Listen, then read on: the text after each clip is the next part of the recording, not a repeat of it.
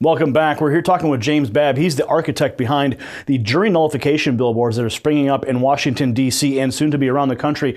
James, who are the individuals fighting back against the rise of jury nullification? And is it really a threat to them? Well, evidently it is. I mean, you've got some of these grumpy judges. Judge Belvin Perry in Orlando comes to mind, who looked out his window and he just made a decree that in his realm there shall be no pamphleting of jury nullification information.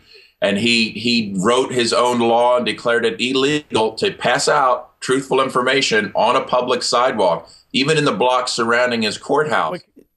He decreed? Could you explain that? I mean, how can he possibly do that without going through the proper legislative channels?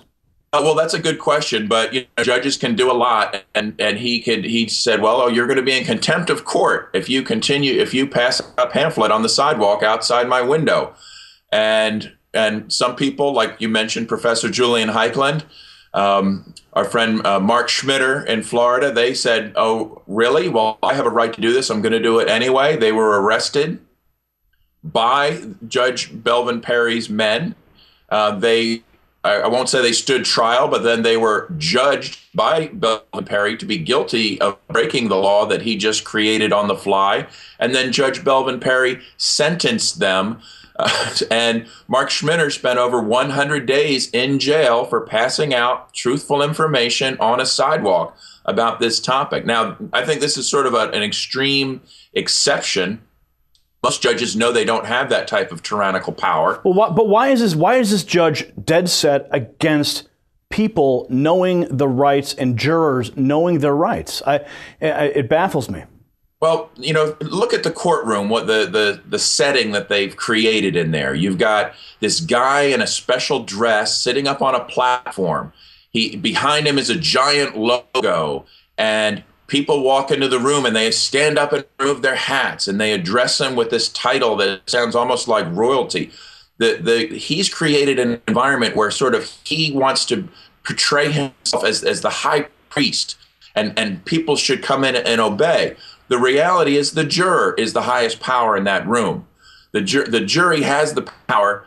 The judge is subservient to the jury, but the judge isn't necessarily going to tell these people that just walked in on the street, oh, by the way, you're in charge. He wants to be in charge. I witnessed a trial. It was Larkin Rose's trial some years ago, and I heard the judge tell the jury, now listen, guys, don't go home and look up the law. I tell you what the law is. These judges have, they think they're gods. So, of course, they don't want jurors coming into their courtroom with their own ideas about justice. Now let's talk about an individual who receives a jury duty summons in the mail. How should a person respond to that? Well, I think the normal reaction is to say, how am I going to get out of it, right? Nobody wants to be ordered to do something and miss work and other obligations. And so that's certainly understandable. And that's the way I felt until I realized what an opportunity this is. This is our opportunity to prevent wrongful imprisonment. Just one of us, just one person on a jury with a conscience can say, you know what, that law is wrong. I'm not going to send a guy to jail just because he was smoking a joint. He didn't hurt anybody, didn't threaten anybody, didn't steal anything. It would be wrong to send him to jail, and I'm going to say not guilty. Can there be any backlash against a juror who decides to stand up? Absolutely not.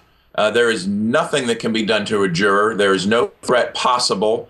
I gave the example of William Penn. William Penn's jury was denied food, and the judge was tried to coerce them into ruling guilty. This was in the 1600s, but that didn't even work back then. So today, there's absolutely nothing they can do. If one juror says not guilty, but the rest say guilty, you get a hung jury. So they may try that case again. But if they have to keep doing it enough, they'll give up. And that's kind of the idea of why we call this nullification, because what we want is to create a pattern of this, to say the prosecutors just can't get any more convictions for these victimless crimes. You know what, this must be a bad law. Let's strike it from the books. Now, what has fueled the recent growth in support for the jury nullification movement? Well, I think it's the growth of all these victimless crimes. I mean, we're living in this sort of insane world where we've watched people go to jail for selling raw milk, for selling lemonade, for collecting their own rainwater on their own property, for gardening in their front yard, not to mention over a million drug arrests every year. So as they ramp up all of their ridiculous victimless crimes, the role of jury nullification is becoming more and more important. Now, James, last question. What is the future of this billboard campaign you initiated? Well, it's off to a great start. We've started in D.C. and now we're doing fundraising for other cities, and anybody can participate in this. We have a website called juryrightsproject.com. And you can read more about it, and there's fundraising links for the current cities and contact information. If anybody wants to see these billboards in their own city, they can contact me. I've had interest coming from Boston, Florida, Phoenix, Los Angeles, so Indiana. I mean, across the country, people are interested in this. So I'm hoping that this enthusiasm continues, and we're going to see these all across the country. All right, James, thanks for joining us tonight. Thank you. All right, that was James Babb right here on WHDT World News. You may see a billboard springing up in your town. Stay tuned. We have the rest of today's headlines. We've got all the news from Hollywood coming up and a full report on the weather right here on WHDT. Don't change that channel.